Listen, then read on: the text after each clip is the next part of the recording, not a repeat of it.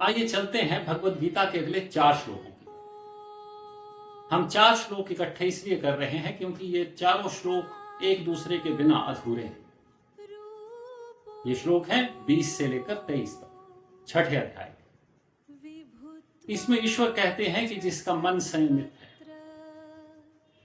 जो अपने द्वारा या हम कहें आत्मा के द्वारा आत्मा को जानता है और आत्मा में ही स्थिर रहता है, या दूसरे शब्दों में कहें कि अपने द्वारा अपने आप को जानता है और अपने में ही स्थिर रहता है, क्योंकि आत्मा ही तो मैं हूं, मेरे शरीर का तो आत्मा के बिना कोई अस्तित्व नहीं।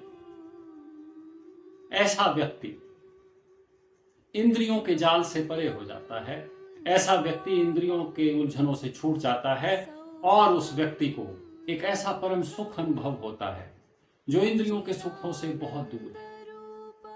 और उस सुख में पहुंच जाने के बाद व्यक्ति को किसी भी प्रकार के सुख और दुख होते ही नहीं, वो समस्थिति में चला जाता है, वो अनंत सुख में चला जाता है।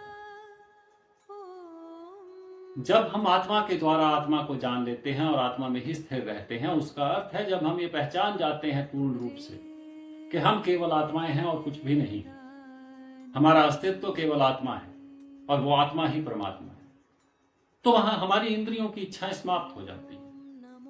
और इंद्रियों की इच्छाएं क्योंकि द्वैत की वजह से सुख के साथ दुख लेकर आएंगी, विजय के साथ पराजय लेकर आएंगी, जीवन के साथ मृत्यु लेकर आएंगी, तो सुख के साथ दुख आएगा ही। लेकिन जब हम आत्मा में ही स्थित हो जाते हैं तो द्वैत खत्म हो जाता है, क्योंकि हम ईश्वर और अपने आप को एक ही मानते हैं। और जब द्वैत खत्म हो जाता है तो सुख के साथ दुख नहीं आता, वो परम सुख रहता है। वैसा सुख आपको कभी नहीं मिलेगा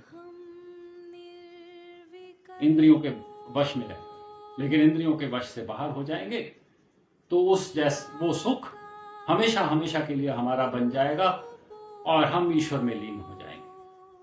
आभार।